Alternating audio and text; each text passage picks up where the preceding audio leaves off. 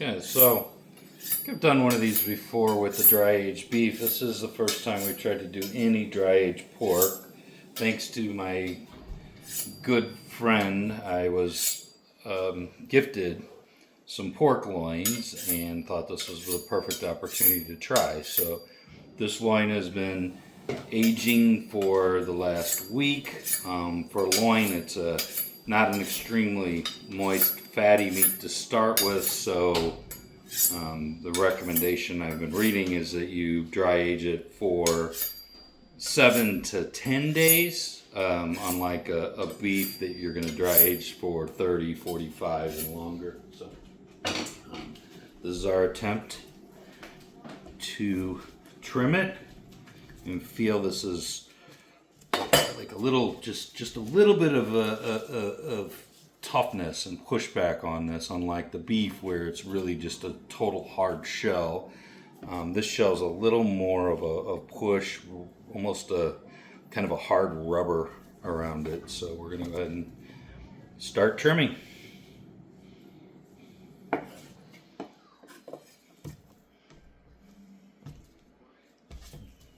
Start with those ends, get that dryness off of there.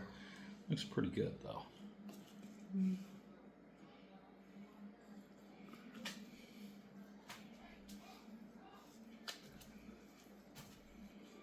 Well, eventually we'll do is get all of this trimmed off. We'll season it. I think I'm gonna rub it with some salt, some pepper, a little bit of cayenne pepper, rub it with some melted butter on the edges, on the outside. We're going to end up putting it in the oven in this case for around 225, kind of a little more of a slow cook until it reaches internal temperature. Since it's my first one, I'm going to try in the oven, see if we can get some, just some basic seasoning so we can I can get a little bit of that, what that dry aged flavor is going to taste like. If this does work out, my plan is that the next one I might do something like a smoker and smoke it, but what I didn't want the smoke to cover up the flavor and mask any of the flavor we might have got from the dry aging, because I'm really interested on how this is going to turn out, how it's going to taste.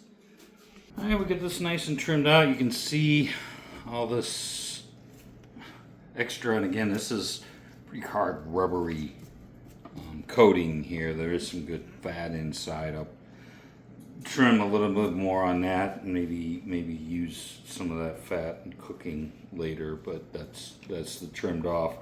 This is our trimmed loin. You can see most of that outer parts of it is gone. It didn't cut down near as much as like a piece of beef would there, because it didn't age quite as long.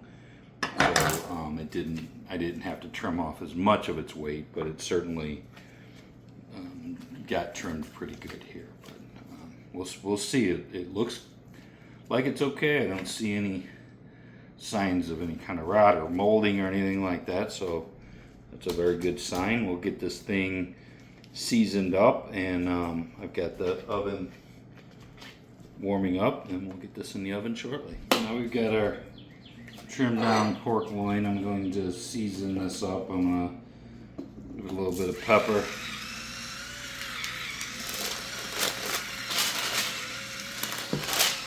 some salt,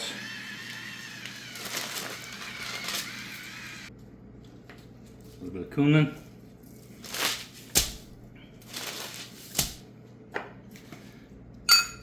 some cayenne. Need a little spice in life. Got some softened butter here mixed with some rosemary.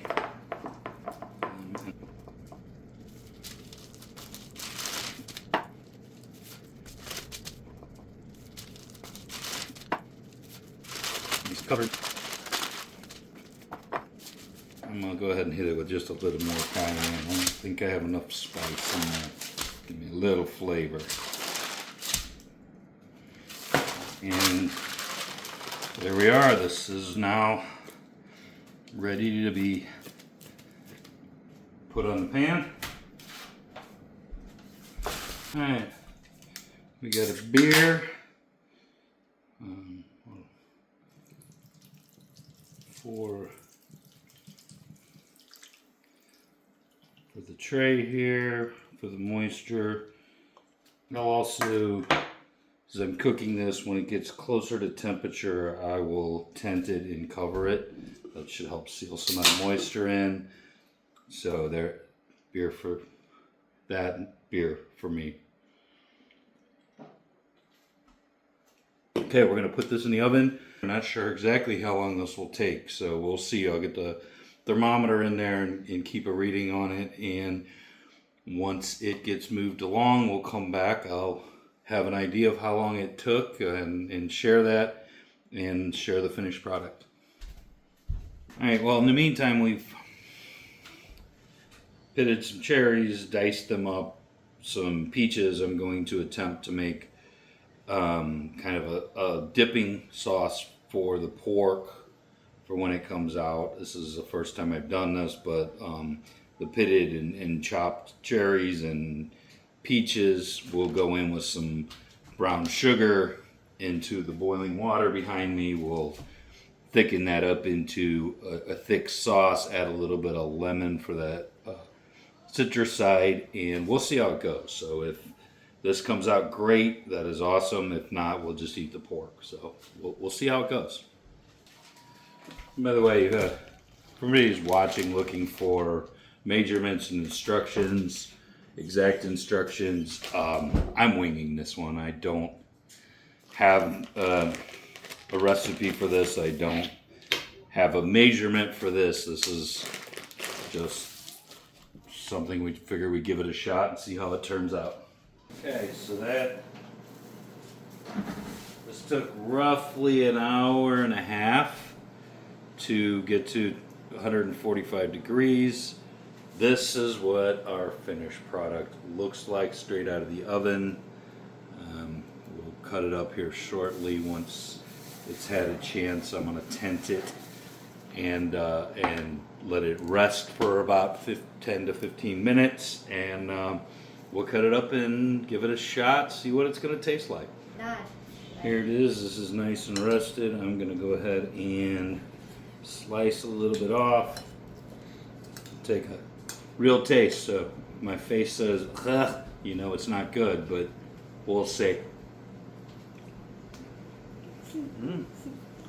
Oh yeah, it's nice. Look, very nice, good texture. I cooked it to a medium rare, but it came out just a little bit more of a medium. Oh my gosh, the flavor is great. So go ahead and stop. I've added a little bit of that cherry sauce. We'll see how that tastes now.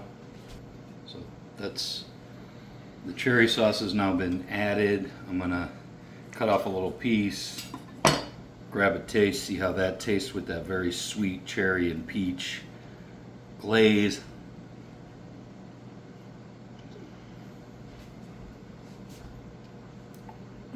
Okay.